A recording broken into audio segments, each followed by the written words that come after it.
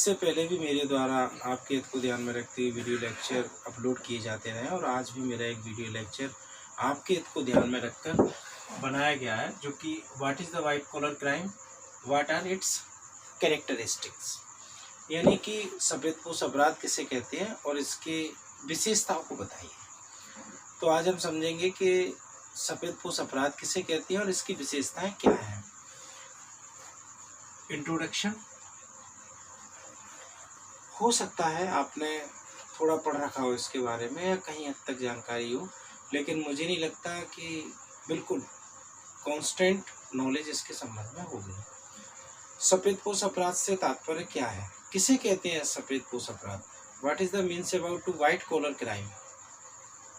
White यानी सफेद, collar यानी पोश, अपराध यानी कि क्राइम। क्या है सफेदपोश अपराध? क्यों इसमें किसी की कॉलर, वाइट कॉलर को क्यों जोड़ा गया है?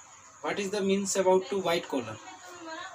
सफेदपोश अपराध से तात्पर्य एक ऐसा अपराध जो कि किसी ऐसे व्यक्ति द्वारा किया गया है जो कि साफ सुथरी प्रतिष्ठा से जाना जाता है, किसी ऐसे पद पर आसीन है जिसे लोग जिम्मेदार, सम्मानीय समझते हैं, जबकि भाग्य की विडंबना है कि वो प्रतिष्ठित व्यक्ति, एक अच्छे पद पर आसीन व्यक्ति अपने उस पद या प्रतिष्ठा के पीछे रहकर कोई ऐसा अपराध करता है जिस पर किसी की नज़र नहीं जाती, और नज़र जाती है तो लोग उंगली नहीं उठाते, उंगली उठाते हैं तो कोई उसका कुछ कर नहीं पाता। उन्हें कहते हैं वाइट कॉलर क्राइम, यानी कि ऐसे लोगों द्वारा किया हुआ अपराध जो कि सम्मानीय है, प्रतिष्ठित है, पदासीन है और अच्छे अच्छे पदों पर बैठे हुए हैं। डेफिनेशन। वाइट कॉलर क्राइम की डेफिनेशन भिन्न भिन्न लोगों ने अपने तरीके से दी है, जैसे कि सदरलैंड, गोस्वामी, रेकलेस। इन लोगों ने अपने अपने तरीके से अपने अपने ओपिनियन रखे हैं, लेकिन जहाँ तक मैं समझता हूँ, आप अगर इनको पढ़ेंगे तो संभवतः मिलती जुलती परिभाषा है। लेकिन आपको एक जानकारी दे दूँ कि वाइट कॉलर क्राइम के जनक जो है सदरलैंड को माना जाता है। सदरलैंड ने ही इस शब्द की उत्पत्ति की है, वाइट कॉलर क्राइम। इन्हीं को माना जाता है, इन्हीं को, सदरलैंड को ही वाइट कॉलर क्राइम के जनक कहा जाता है। इनके द्वारा जो परिभाषा दी गई है, उस परिभाषा में ये बताया गया है कि वे लोग जो अपनी प्रतिष्ठा और पद के रहते, यानी प्रतिष्ठा और पदासीन रहने के दौरान कोई ऐसे अपराध करते हैं जो अपराध प्रतिष्ठा और पद के पीछे छिपे हुए होते हैं, उन्हें वाइट कॉलर क्राइम कहते हैं। कैरेक्टरिस्टिक यानी विशेषताएं।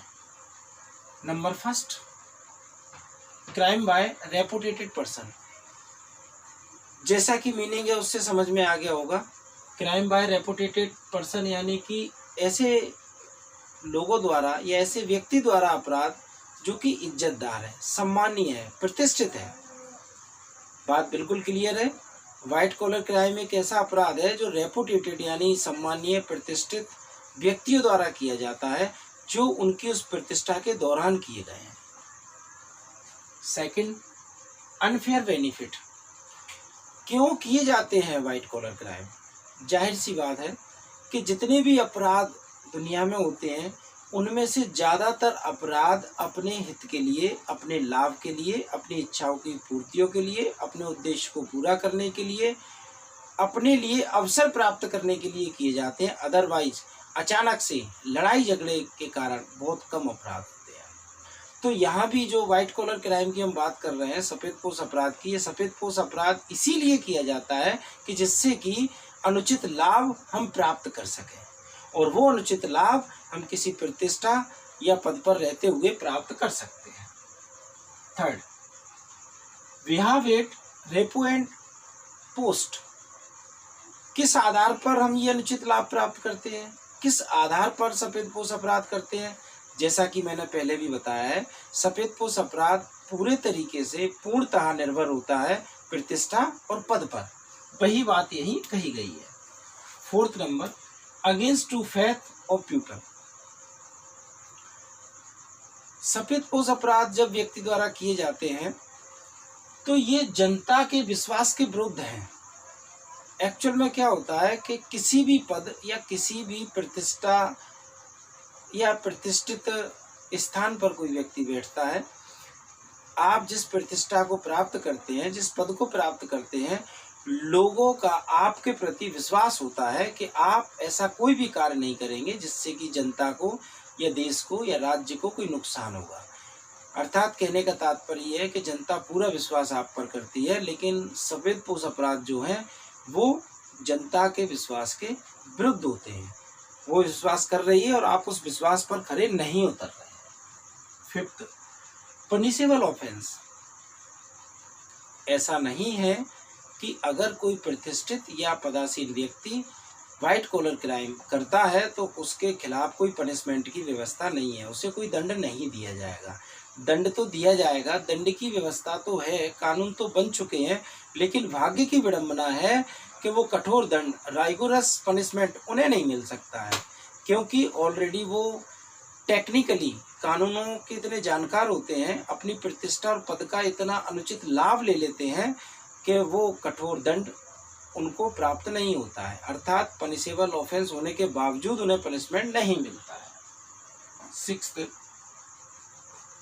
Unknown to that crime.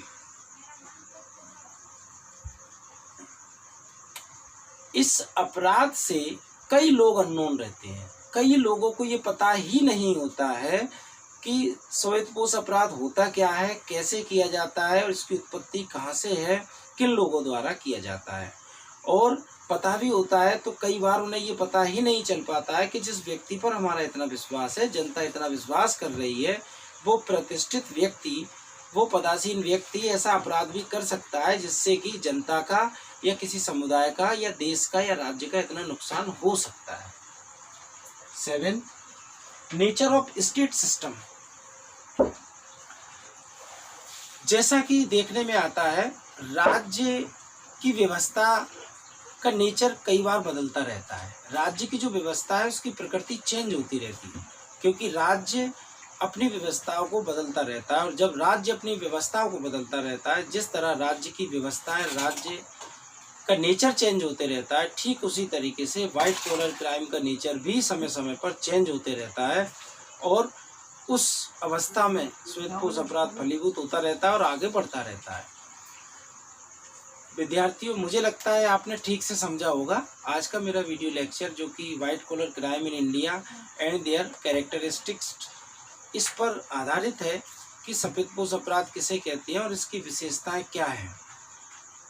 मैंने यहाँ 1 बाय 1 करके आपको समझाने का प्रयास किया है और मुझे उम्मीद है कि सही तरीके से आपको ये वीडियो लेक्चर समझ आया होगा।